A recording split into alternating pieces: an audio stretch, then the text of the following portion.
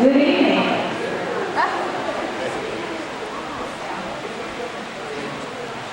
Ladies and gentlemen, I'd like to welcome you to East Elementary tonight. I know you're very busy and you have lots of things to accomplish tonight. I'm Michelle Duncan, the principal here at East, and we're really glad you could come.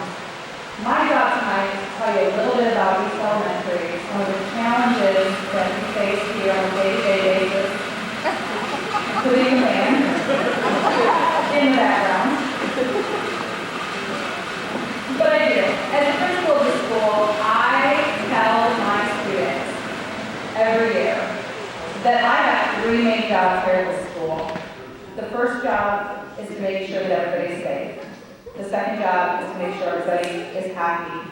And the third job is to make sure that everybody is learning. And if you're safe and you're happy, then we're all going to learn together. But if something is out of sync, if you're not feeling safe, or you're not happy about something, it's really hard to concentrate and learn. So that's my job here at East. I have lots of notes that I could give you a big fancy speech, but I'm really going to talk from the heart. I'm going to talk about those three main things. The first one is about space. East Elementary was built back in 1951, and it has served us well. We have a great building that's been kept very well. But there are definitely some difficulties. There are some things that we daily have struggles with and challenges with. One of those things is upgrading technology. Most classrooms only have two outlets, one in the front of the room and one in the back of the room. So as we try to stay up with 21st century technology, it's very, very difficult. You'll often find cords, extension cords across the floor, sometimes coming down out of the ceiling. As you walk through the building tonight, just notice some of those things. Secondly, the class sizes of the building are about 200 square feet smaller than the recommended class size now. So when you think about that, and as you look through the classrooms tonight, notice how full they are. And then imagine 23 little bodies in those little rooms, all trying to learn at the same time. As you walk through the hallways, notice the things in the hallway. TV cards that we don't really have storage for, but most importantly, the tables and the chairs. Those aren't stored there. Those are actually learning centers. That's where kids who are struggling to learn or who are having difficulties paying attention in class or who just need a little one-on-one, that's where those kids go to learn. Now imagine them trying to learn and concentrate and pay attention when a classroom of 23 students is walking past going to specials or going to the restroom, taking restroom breaks. It does make learning very difficult, especially for those kids who are struggling.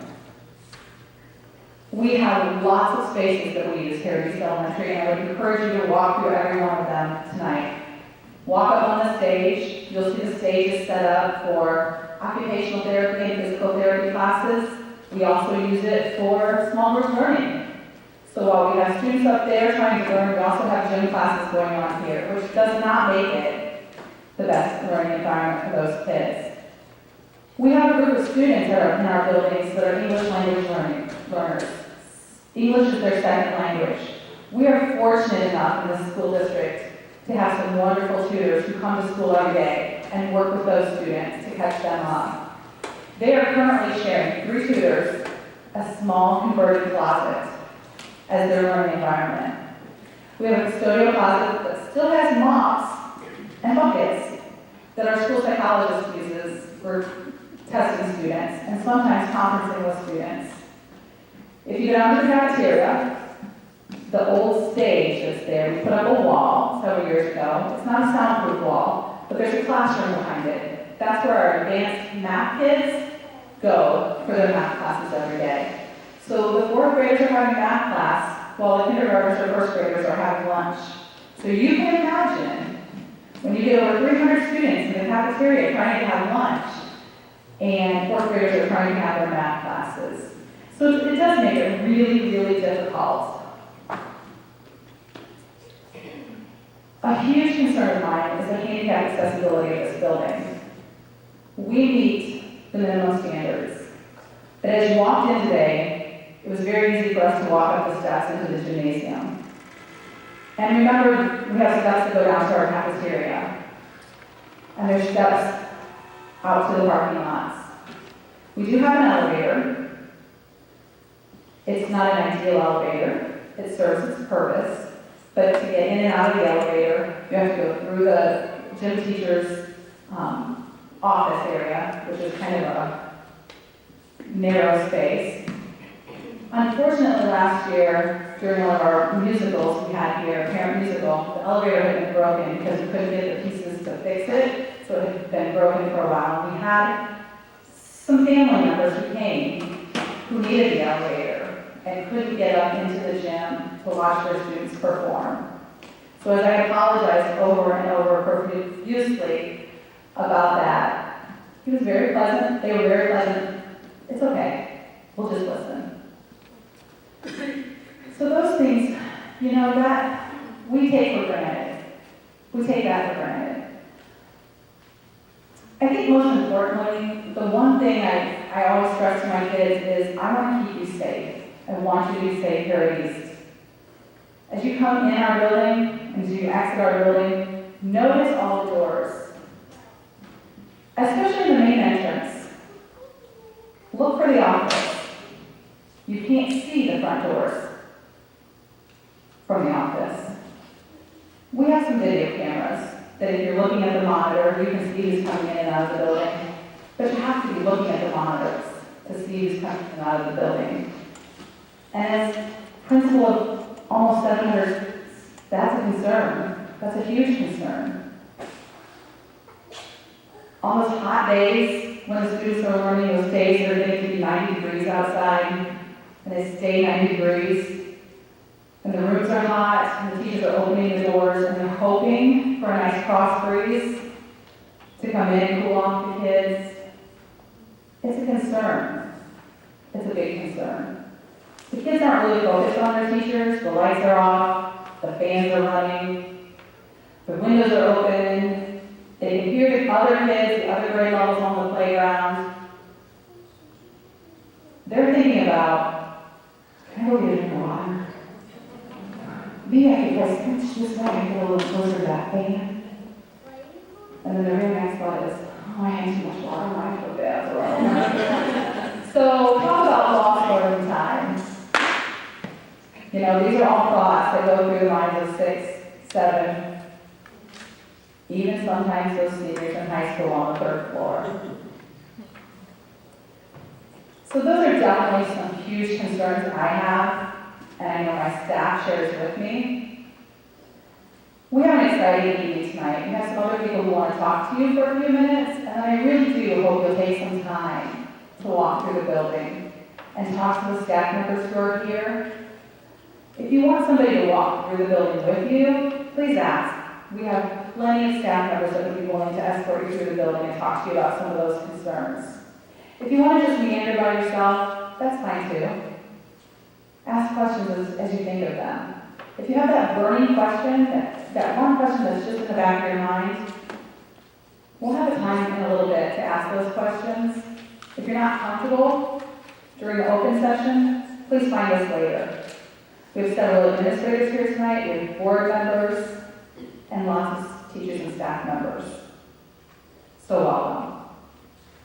At this time, I'm going to turn it over to Matt Overman, who is one of the co-chairs of this Levy project. So Matt's going to talk to you a little bit about his knowledge of the building process. If I just talk like this, can you hear me? Excellent. I don't like those things, they scare me. And I don't like sitting back here either. So my name is Matt Overman, and I'm the co-chair with Chris Moeller. And in Celina, I serve at St. Paul's United Methodist Church as the children's director. So I work with kids in a much different capacity than what Michelle does. I'm a 2004 graduate of Celina, moved here in 8th grade, so I went through the middle school and the high school in the district. I see some of my classmates here, some friends. And I now have a 19-month-old son. So when Matt Miller asked me if I would be interested in being a part of the planning committee back in the fall, when we started looking at what we wanted to do in this idea, I said sure, because that was for my son. So we went through all the meetings, we toured all the schools. Now, not ever having been in this building, I didn't realize some of the issues that we had. Drove by the building, it looked great. And I have to give the kudos to the maintenance staff because they've done a phenomenal job keeping the appearance of the building up. But then we started looking at some of the issues in the elementary buildings, and those Michelle have already talked about. And it just kind of made me realize that 19-month-old son educated in a 1950s building. And it's not where I wanted to see my son be educated, because I don't feel like that gives him the best advantage to be educated and prepared for the world that we live in today. Before in my college career, I worked out at Wright State here at the Lake Campus, had a great time. And I'm seeing the kids that Celina turns out, because they're coming from the high school, they're heading out there for their first couple of years. And I can tell you, I can pick out who comes from Celina and who came to other schools. And Celina does turn out good, quality graduates. I mean, we're excellent with distinction for a reason. But if to continue that set of excellence, that we have to really reinvest in what we have. And we have to evaluate the areas in which we educate kids. And while yes, back when I was a child, we didn't have air conditioning. We didn't have air conditioning at home. That wasn't unheard of. Grandpa had air conditioning. That was cool. Look, but we didn't have air conditioning at home. As I look at houses being built now, air conditioning is no longer considered a luxury. It's now considered almost a mandatory idea. You don't see very many houses that are being built without air conditioning. So as we're looking at educating our kids, you know, Patrick is air conditioned at home, he's air conditioned at church, he's air conditioned at the babysitter, and we send him to school expecting him to function. And my expectations are very high. He will be a good student, he will do homework, he will succeed. But how can I expect him to succeed to his fullest if he's sitting in school drenched, miserable because it's hot? So that's one of my concerns. I have concerns about the small classroom sizes, that small square footage. I educate children at church in bigger classroom spaces that we educate here. My Sunday school rooms are substantially larger. I also don't have all of the stuff that regular ed teachers have. So there's a big difference. My education is in education. I have a Bachelor of Science in Education, so I've been through the process. My wife teaches middle school special ed at Parkway. Loves her job, loves educating her children, loves the new building. They're all in one place. They have all of the updated technology. So there's a lot of good things that are going on. We educate our children well, and I'm not denying that. But let's look and see if we can educate them better. And I think that we can always take steps to improve the educational purposes that we have. Teachers, you continually amaze me. The abilities that you guys have to take the space that you have, Michelle, I think you've really used this building to its fullest potential. I had the privilege last year of tutoring for about half the year for the Project Read. Had a great time. Tutored in the hallways. It sucked. I can't sugarcoat it for you. It was not fun. But these kids are learning. But let's educate them better. Imagine a school where we can educate our kids out of the hallways, where I can have a conversation with this child one-on-one, and him be able to hear me without me repeating it several times, because we've got kids coming in, we've got kids going out. Oh, it's a hot day, man. I don't want to study in the hallway. I just came in from recess. I just want to go home. Imagine if we had a better place to educate our kids. Money, who wants to pay more taxes? I do, no. And yes, money's always a big thing that we talk about. But let's look at Mercer County unemployment. We're the lowest in the state. Does that mean everybody has a job? No. Does that mean everybody's making as much money as they want? No. I'm right there with you. I always wish I made more money. But when I look at why I'm doing this, I want to do this for my child. And you know, this building has lasted for 60 years. Hopefully I'll be getting ready to be a grandpa by that point, or be a grandfather. And to think that we built this school for the next generation of Celina kids. What more important role do we have than that? So that's what I have to say. It's just to dream for the future, to remember the kids that we have coming up. So, Cindy Piper, our board member, she's going to come up and talk a little bit about it from the board perspective. A little from the heart too, and I'm not going to use that microphone because last night I want to say congratulations to Celina teachers, administrators, parents, grandparents, staff for our excellence, our rating again this year with distinction, because me as a retired teacher, that's the #1 goal in my mind, is that we keep that going. I had 3 children that came through the Celina system. One is now a teacher, one's a neonatal intensive care nurse, and one has a degree in medical or healthcare administration and is a dialysis spec at the moment. So I know what Celina creates. I also know that what these kids are learning now, my kids didn't have to deal with coming through. Even as far as 2007, the technology has changed a lot. I chatted with Sherry Hall last night in her room. When my last year teaching, I didn't have a smart board. Those first graders can teach me how to use a smart board, or my stupid phone, as I always call it, because it's smarter than I am. So really my goal here tonight was to give you a little background on where we started with this process. For anyone who's not familiar with the Ohio Schools Facilities Commission, they tell you when your district is up for evaluation. Ours, I think, first came up in 2008. The economic climate here in the community was getting a little hairy at that time, so we chose to defer. We chose to defer again in 2009 and 10. And I think it was last fall, Amy was president, I recall this. We looked again, our possibility of doing a project was up, and it was like, how long can we wait? You know, we all know these buildings aren't going to last forever. It'd be great if they would. Someone 50 years ago, 60 years ago, cared enough to think about those kids and their future, to put forward the effort and the money to build for that generation. Somebody did it for us. You know, my feeling is we want to do it for the next generation down. Michelle set 2 outlets in her room, you know, your wiring and things like that. It's not so much the overall look at the building, it's the needs and of the energy and the heating and the plumbing and things like that, that's getting older in our buildings, and they won't last forever. So as a board, we looked at that and decided that we thought the time was now to really look at this. You know, most of the schools in the state have already taken advantage of the monies that were available.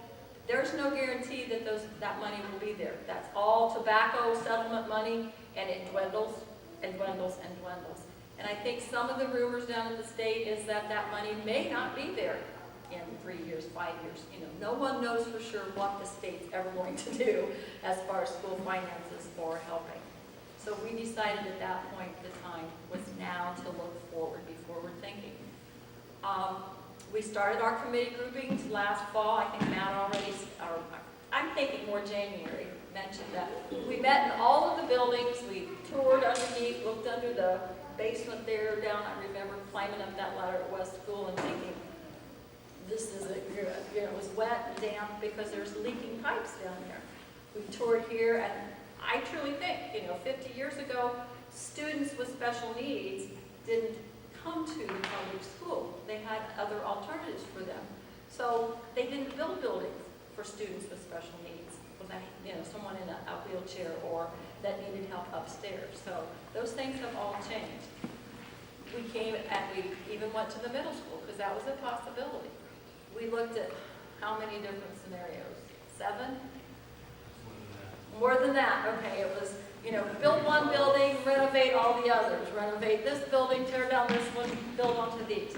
We thought this over many, many times and discussed it with many different people. I'd say there were about 40 different people that we had on that committee that met. And we tried to narrow it down to what are our most urgent needs and what will be getting our students where we want them to be academically. So that's where the plan came up, was to build a new K through 4, which is where this building and West building's needs will be met. And our thinking was, let's put it on the West campus. I don't know how many of you have children here at the middle school and the high school, but this driving is a zoo if you happen to drop your children off in the morning. And I said, K through 6, west side of town, will have a West campus and East campus. And I think that all the members of the board at that point thought that would be good thinking as well.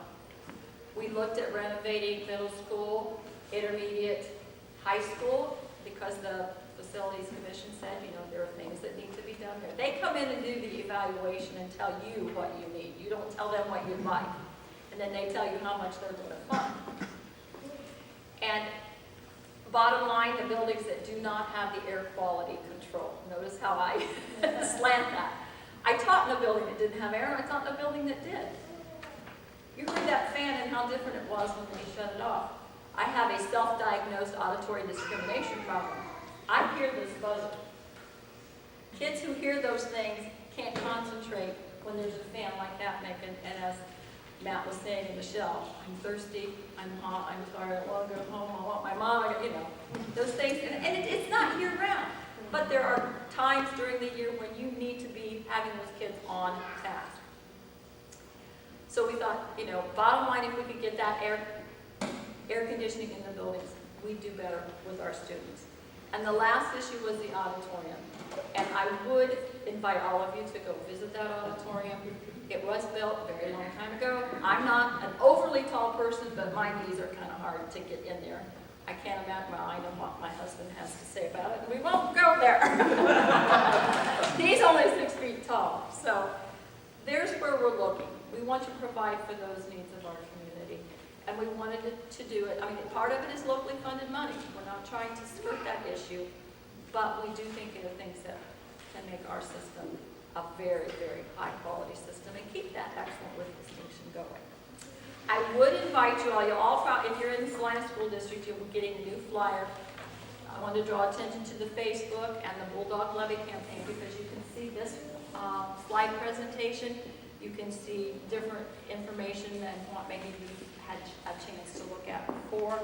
Again, ask people, ask for a tour. Please just, you know, I'm hoping that you'll go home and say, you know, after I sat through that meeting and looked at those buildings, you'll go tell others, and they'll tell others. I'd also invite everybody to show up Saturday morning for our campaign of the door hangers, if you've got an hour or two that you can give, because we really appreciate that as well. I think I forget anything? Okay. My next privilege is to introduce to you our new superintendent, Mr. Jesse Steiner. Jesse comes to us from Hicksville, where he was superintendent. He grew up in Bluffton, Ohio, went to Bluffton College, and has 2 master's degrees. Let me double check, make sure I don't mess this up. One in educational administration, which obviously we needed as a superintendent. The other's in educational technology. And we all know that's where this education's going. We've got to be, maybe he'll teach me how to use my smartphone too. I don't know.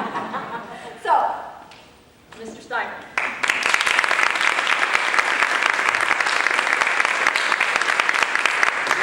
I'm going to use the mic just so that, I don't know, I like technology.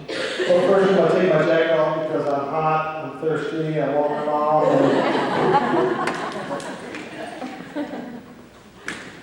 Like that noisy fan back on?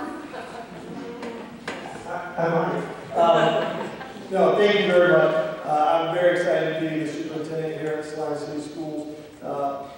Through the interview process, it was very clear to me, very evident that Celina is just a wonderful community. And then I got to meet the staff members here. What a great, what a wonderful, caring staff. And the excellent with distinction rating just is proof of their hard work and their dedication. Congratulations to the staff here for all the hard work that you put in, and you deserve that rating. And it's really amazing when you look at the standards that our teachers are required to teach. The curriculum is more rigorous now than what it's ever been in the state of Ohio. If you think back to when we were in school, the things that we were learning in the 4th and 5th grade, and now what they're learning, you can go find algebra, parts of algebra being taught throughout the elementary school. And we didn't take that until we were 8th grade as a freshman. So it's really amazing, and it's going to get tougher. We have new standards that are coming out next year, new assessments in 2014, 2015, and they're going to be more rigorous. And even though we do a great job, we still have to overcome some environmental issues. And so this levy, this bond issue, will help eliminate that so that our students can come to school and really focus on the things that they need to be focusing on, and not worrying about bee stings or how hot it is. And with all that our students are required to learn, to master, we can't take days off. This was one of the hottest summers that we've had in a long time, and when that rolls right into the school year, the kids come in, they're hot, they're tired, and by the end of the day, they're usually down for a few hours in the morning, they're fresh, they're good, but as soon as that temperature starts to creep up there, good luck. So, again, good job to our staff. You guys did a great job. But there's also another side of it. Being a superintendent, I look at it from a different point of view sometimes, and it's looking at what a new school means to our community. I'm coming from Hicksville that just built a brand new school 4 years ago. It's absolutely beautiful. And I can tell you that when people are moving to the area, they look at the school, they shop for schools. And the first thing they'll do is they'll get on the internet and they'll look at your rating, and then that's good. Let's take a look at it. They drive by. And if they drive by and it's not a new building, if it's not up to date, they're not real excited about it. They drove past St. Mary's or by Coldwater. All the schools in the area have new schools. And so, what's 10 minutes, what's 15 minutes? I'll take my kid to the new school and we'll just drive back and forth. And so that's important. I can tell you that I gave many tours to families looking at Hicksville, and we'll brag a little bit. I was 100%. Every family that I toured the building with came to Hicksville. They moved. Now, I'm not promising that here, but it was a good percentage. So, and it's also important to businesses. When they come through the area, they look to see how the community supports the schools. Does the community care about education? Is it important? Is the community willing to invest back into the community long term? And so businesses really do look at what kind of schools you have and the commitment to education. I could go on forever. We're talking about, well, why do we need a new school? It makes sense financially in the long term. Last night Chris talked about it's not a matter of if we're going to build a new school, it's when. He also talked about how now is really one of the best times to build because interest rates are at an all-time low. And he said, I'm going to paraphrase it because he's the expert on this, but he did some calculations on what it means if we would just wait 1 year and the interest rates would go up 1%. Over the term of the bond, it's over $20 million more that we would pay. So when the committee said the time is now, time is now. This is a great time to put a levy on. Matt said it, nobody wants to pay more taxes, but when it's a good cause like this, the time is now. So I will turn it back over to Michelle. Please enjoy the building tour, ask questions, and thank you for coming. So, Michelle.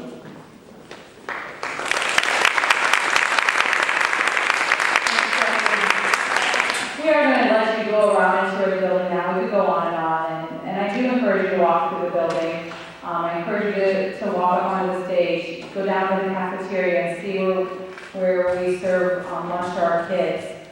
The kitchen is open. You're welcome to walk through there and see how we make over 600 meals in a day in a small cafeteria. Check out the boiler room. Open doors, open cupboards, really do. I mean, this is a big issue and we want you to be well informed.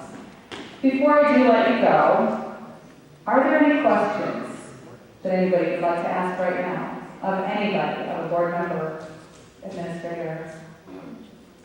I have a question. Do you have a list of all the extra programs and classes and that kind of stuff that is beyond the regular classrooms? Like yours, I know, I come in from Project More, so I know that is one. English as a second language, that's another one.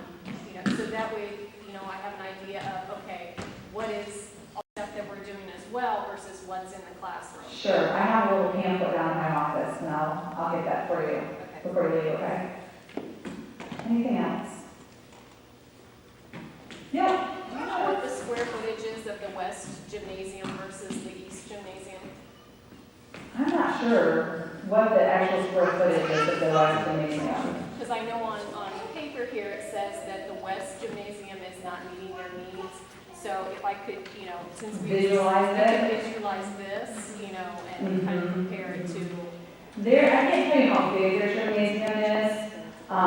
Their principal is here, so we can kind of try to set it off for you a little bit. But their gymnasium is also multi-purpose. They set up tables every day in there for their lunch, for their cafeteria. They have to set up the tables every day and then take them back down and things like that. So I can't give you the exact square footage. Okay? is there certain technologies that are standard in each classroom? Yes. In all the classrooms in the Celina School District, not just East, we have smart boards in all the classrooms. Some of the technology from there differs. The smart boards are the interactive boards that we use. There are computers in each classroom. Each building also has computer labs. There are Elmo projectors, which in our day, they were like overhead projectors. They're much nicer than an overhead projector. But those are some of the standard things that are in each of the classrooms.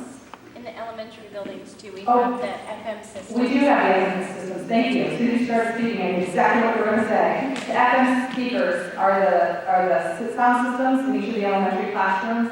The teacher wears a microphone and there's speakers in the corners of the classrooms that the kids can hear a little bit better. So we do have those in all the classrooms. Okay. Do you know if there's, is the levy, is this the entire levy, or are there other things kind of onto it? The levy is a paid-for building, which will combine east and west, and will be built on the west side of town, over by the intermediate school. It's air conditioning for all the buildings, and it's also a performing arts center, an auditorium, that can be used not only by the theater productions, the band, it can be used by community groups, businesses would be able to use it. Right now, the auditorium, the stage doesn't even, we can't have a band concert in there because it's not big enough for our entire, The whole high school? Mhm. Right, okay. anything else? Good questions. Keep in mind that this levy that you're voting on November 6th is just a building. There's a 0.05% mandated, 0.5 mil mandated operating.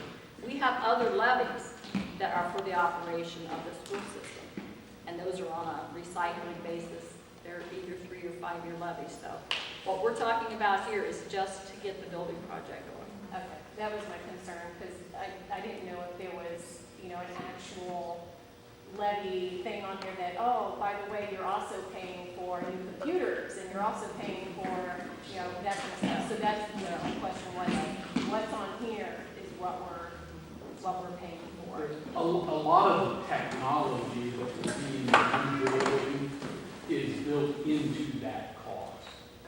So, yes, the new K4 building will have lots of technology built in, but Not the actual. the hardware. Correct. And it includes the desks, the chairs, the things that you need to have a building. Playground equipment. I don't know about playground. It does include the playground equipment. Okay, so what will then happen to the desks, the playground equipment, all the stuff that we have now? It seems kind of wasteful if, oh, well, we're going to get new desks, and then these desks, Well, Mr. Steiner addressed that, he just went through this. I believe, I'm not talking to the board, but this is usually standard practice in every district, is that they have an auction, and they auction things off. And you'd be surprised at what gets auctioned. It could be the chalkboards, it could be the desks, it could be the gym floor gets auctioned off. And it really is a good thing. In my last district, they raised, I believe it was $129,000 through their auction of their products. And then a few years later, they entered a track. It cost $128,000. And so it was really nice to go back to the voters and say, you know what? We put in a brand new track, and it's not coming out of your tax dollars. It's not coming out of the general fund that we use for education. It's not coming out of a permanent improvement fund that we use to maintain our buildings. We raised this through your generosity and through the auction. So we still, we used the money or the capital from those items, and it still was good for the district. The OSFC will not let you move the old stuff into a new building. So it's part of their rules, and part of this project, they're going to contribute $8.1 million to the project, and that's pretty nice. That's a whole lot better than us trying to do it all ourselves. What will happen to this space here then? I know they're demolishing the building. What will happen to this area then? The board really hasn't talked about that yet. Let's pass the levy. Pass it on. And then And we'll have this scheduled for demolition, then we'll figure out what to do. Now, we have kicked it around. I mean, there's possibility this could become the new softball field, this could become the new soccer field, this could become parking space, this could, So you know, where's the auditorium being built then? it's gonna be attached to the high school. That's the preliminary plan right now. Well, yeah, I should say, this is all, look, we are working off of concepts at this point. You know, there is nothing in stone that says this goes here, this goes there.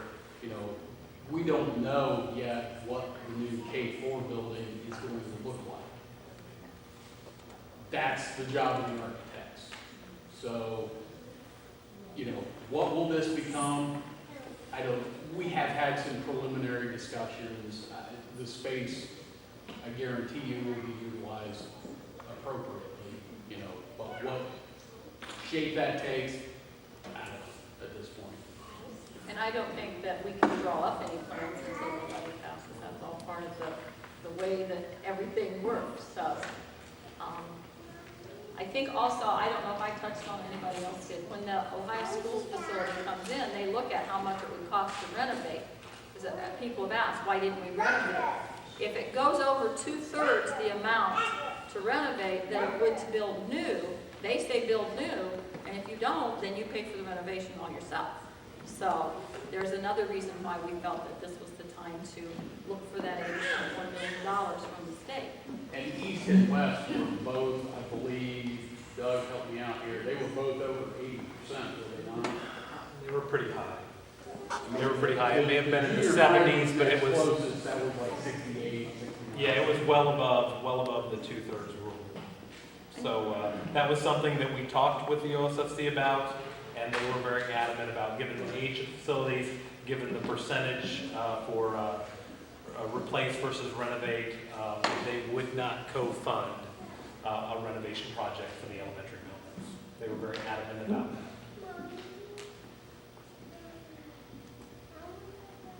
Any other questions? If there would be, now other schools have encountered the excessive money.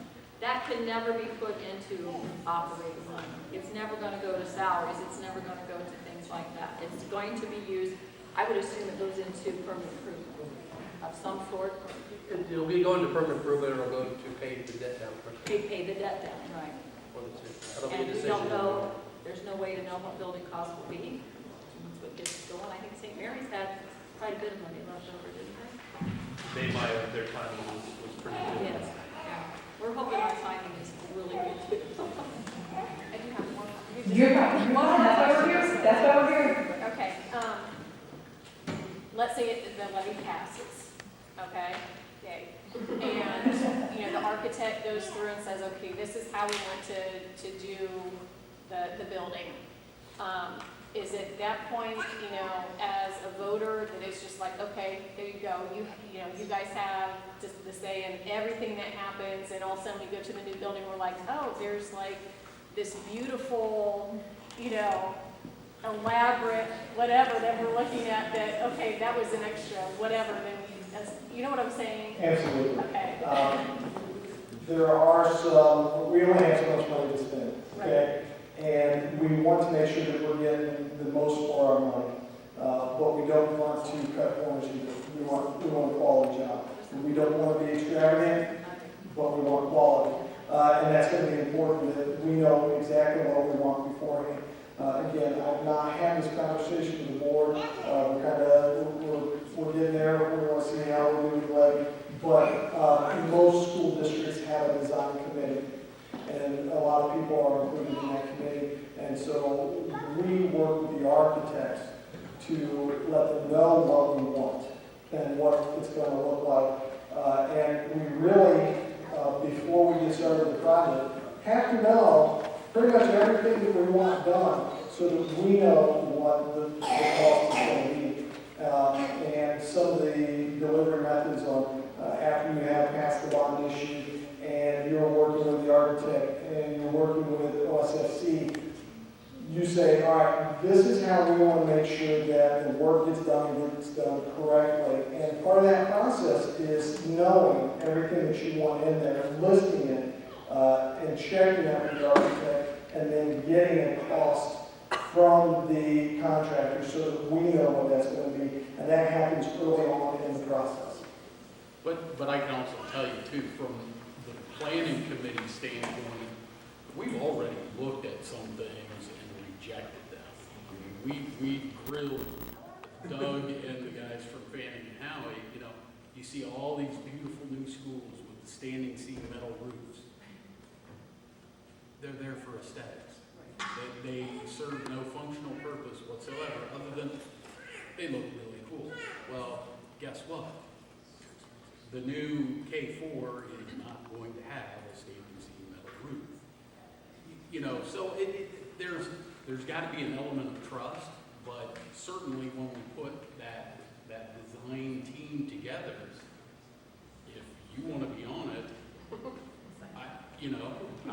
we need representation from, we need the teachers' input, we need the administrators' input, we need the community input.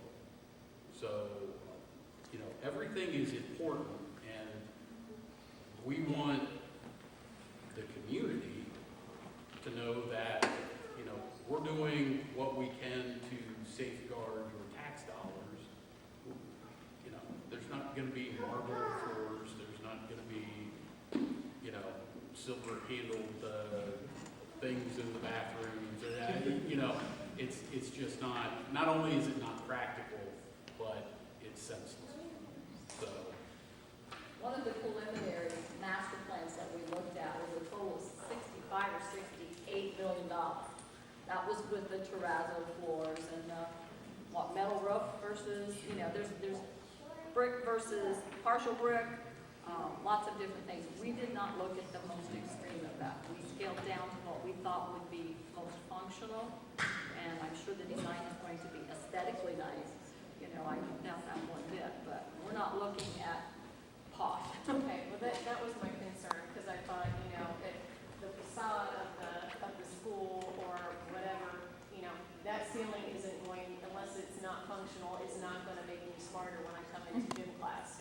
So, that's where my concern is, if I'm going to vote for the levy, I don't want to walk into the building and say, okay, I don't even have that in my house. Why would I pay that for a school building if it's not going to be functional to the school? well, we did look at lining the hallways with 47-inch flat screens. But, But you do want the ceilings to have these kind of reflective light that's going to give the amount of balloons that your child doesn't come home with ice cream either. Right, So, right, yeah. Okay. Hey, great questions. And I did kind of just ask around, one thinking the west gymnasium is maybe half the size of this one? Maybe a little bigger?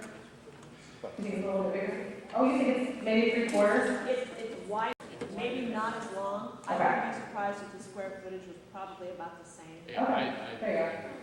Well, there you go. There you go. except One they get that have question answered. Jill, first thing tomorrow morning, I'll get on that square footage. I could stop by. There you go. Thanks. but they have the cool tables that flip That's out on the right. wall that we can't use it. Just can't use it anymore, they're bolted shut. But they can't use the gym while lunch is being served. Right. For here, we have the gym, or the Right, and I think that was what you read in the brochure, I think that you were referring to, Jill, was the fact that it's actually a multi-purpose room, and there's 2.5 hours of the day when it's used either for setup, eating, or cleaning up after lunch. So that has a big impact on my scheduling of when phys ed classes can happen. And we had a health fair there yesterday afternoon, which meant not only did we not have phys ed classes in the gym, we didn't eat in the gym. Doesn't it have like a different flooring too? It has some kind Yeah, of, it's tile. It's, It's- yeah, it's it's- tile. yeah, it's- something like that. Well, no, it's actually worse than that, it's the Yeah. acrylic. Yeah. So that we can scrub it regularly because it is used as a cafeteria. I mean, this wouldn't function as that. Right. Okay, well, thanks again for coming out this evening. Please, we have cookies, we have pamphlets on the table. I encourage you to look around. Please check out the Facebook site, please check out the website, and if questions come up, don't hesitate to contact one of your board members or one of your administrative team. We're here to help. Have a good evening.